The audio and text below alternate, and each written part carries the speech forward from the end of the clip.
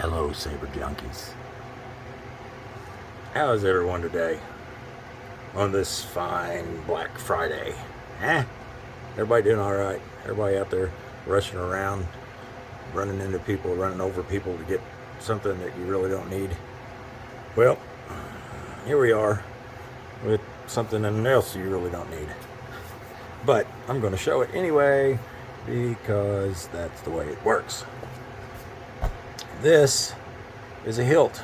I don't know if anybody's paid any attention to what's going on, in these videos, but this is a lightsaber, and I made every aspect of it from scratch, except for that.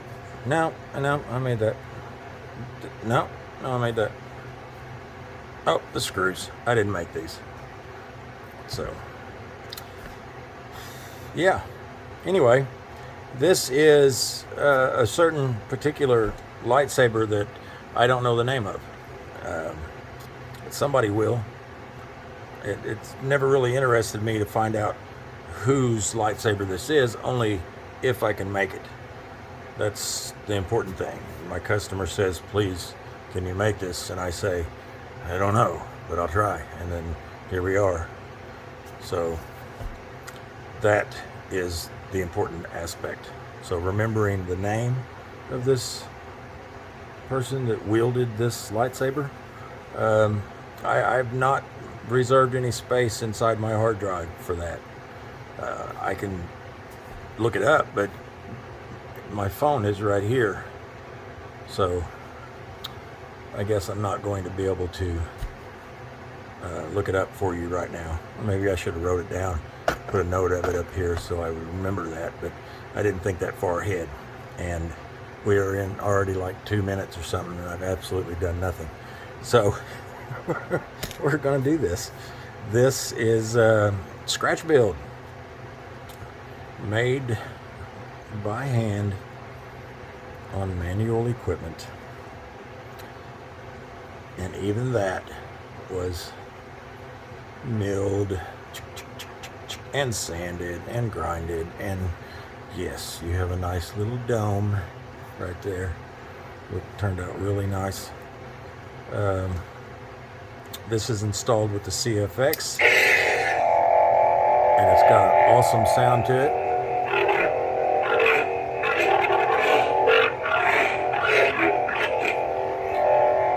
The vent holes are right here.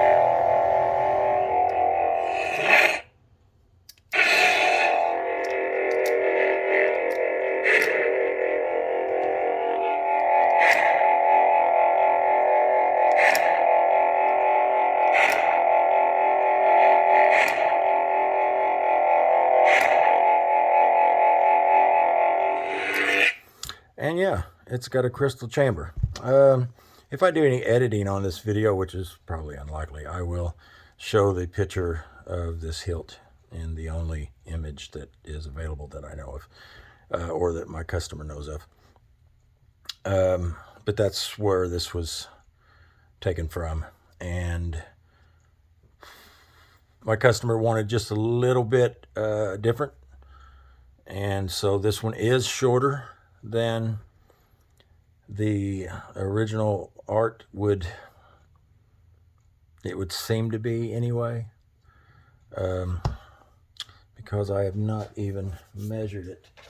Let's see, to the top of the emitter, it's 13 inches on the nose. To the top of the point here, it is 13 and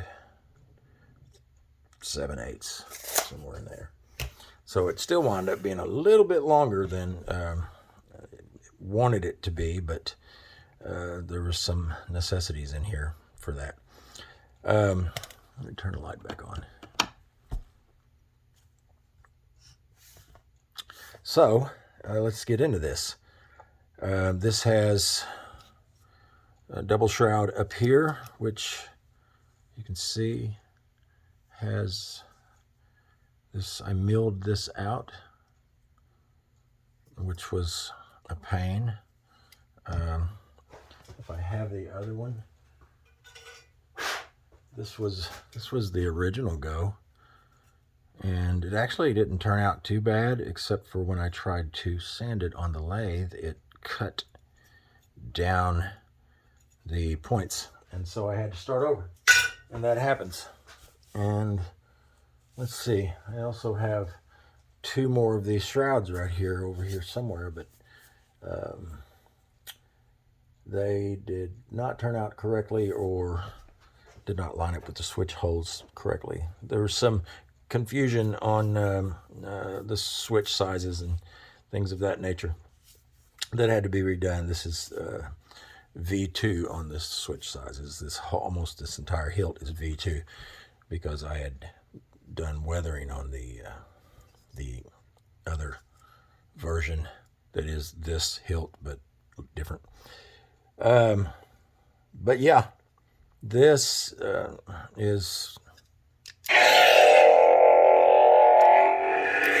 this was a challenge. I seen the images. My customer sent me the images of this, and I said, that won't be too bad.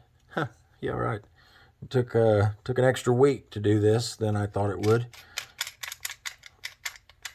So we're going to pop off the old pommel here, and this is the retention knob for the chassis. The chassis is completely removable. So all you have to do is pull that up, and stick your finger right there, and then it'll come out. See? Don't stick anything else in there. Maybe a blade, I don't think will work because I've got it milled out to a certain point here. So this is the chassis. This is installed with CFX.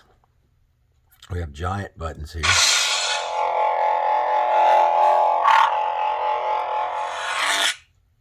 .24mm bass speaker, and the stock B3.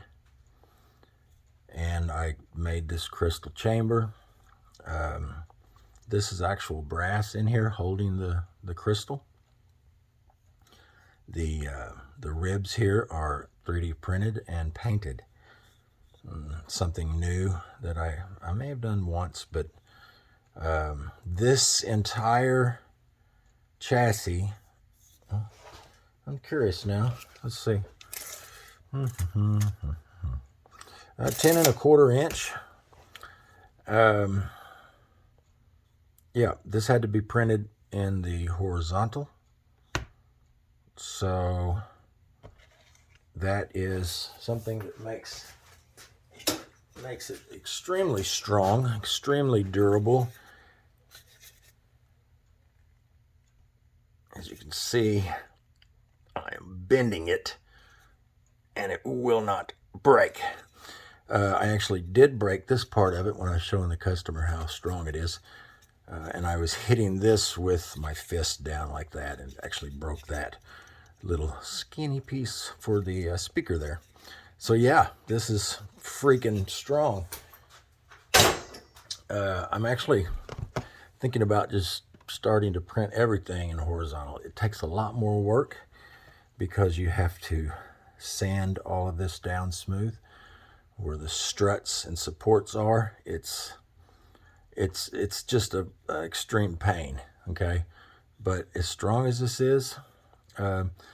is guaranteed to survive a 50-foot drop, if anyone is considering dropping this.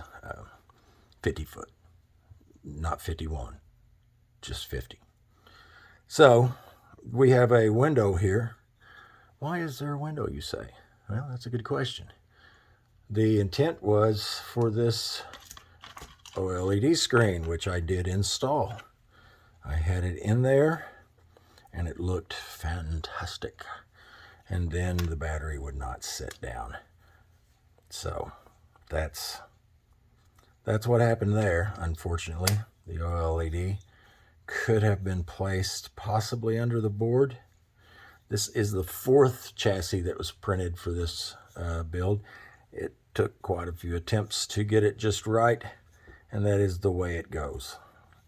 But the OLED could have been put here maybe, but the board would have to have been done differently. It's just, I had to redesign things and then reprinted it. and I've already been on this for 3 weeks now, so it's time to call it finished and move on. Other customers are waiting, but I'm happy with it nonetheless. Even though we didn't get the OLED screen in there, I'm still pretty pleased with this.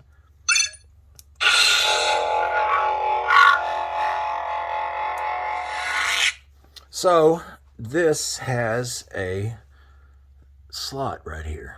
Now we're gonna, let's see here. I will say this, just to show this. These are removable, these plungers. And if it ever gets stuck and you feel something snagging, you can just loosen these right up, take them right off. So that really makes a difference. The best way to do this is to put the crystal there and just line this up. Now what I usually have been doing, because this actually lines up with this, is just push it in. Is it in? Yes, it's in. And then you can lock this down. So that actually, I don't think you can see that, but it actually slides into the bolt right here. It's got a slot in there that chassis slides up over top of that bolt so that it lines up perfectly for the switches. So that part of it, this part locking it down is very important, and this part of it lining up so that the switches make contact. If you'll notice, these switches are offset. This was actually done on purpose. And if I had it to do all over again, I would not make them offset. I would actually make them lined up with the center, and it would have been fine that way. This is one of those things that, well, it looks offset on the picture, so let's make it offset type thing. And yeah. Oh, one other thing. This is wired as an independent crystal chamber, okay? So CFX doesn't have that now, or at least it didn't 8 weeks ago when I seen the post. I have reached out to Tamara on CFX group, I think that's her name, Tamara. And I asked her, because she was the one that commented on the post about being able to wire this as a crystal chamber, individually controlled, so that this can be different than the blade. And she said that it was going to be a possibility, so I went ahead and wired it that way with the LS1 and LS2, the auxiliary, I guess, data line, which is right there, I think. Wait a minute. Nope. Nope. Ah, shoot. Where the hell is it? Maybe it is right there. Anyway, somewhere in there. I remember soldering it. It's so small I can't see it right now. So, but it's soldered from under. But that way this can be programmed for the crystal chamber to do different things. I am not big on CFX, so if it was Profi board, I'd have this doing all kinds of crazy stuff while the blade did other things, but I'm not a CFX programmer whatsoever. So it's just basic. Right now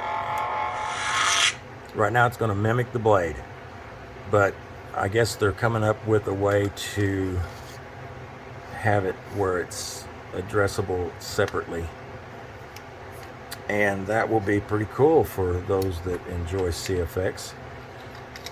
But I wanted to make sure that this was wired that way, so that when it come time to be able to do that, then my customer will be able to do that. Right now, it just mimics the blade. sound bank selection. Crystal focus. Nebula. Granny.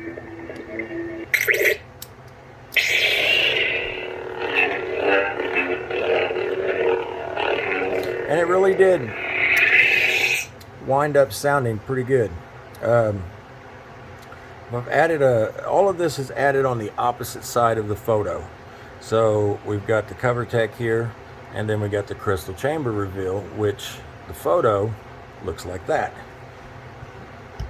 This is a little bit of artistic liberty on these two things because it's so grainy that it looks like a triangle or a diamond right here.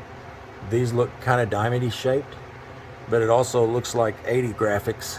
The pixels are so bad when you zoom in on it. So I think it's open to interpretation to how these exactly are. So this is round and I've made these square. And if the pixels were finer, possibly you could see that maybe they are diamonds, you know. But for the time being, this is as close as I could get it to the actual artwork. And I guess that pretty much sums it up. We have went through it pretty thoroughly. Oops.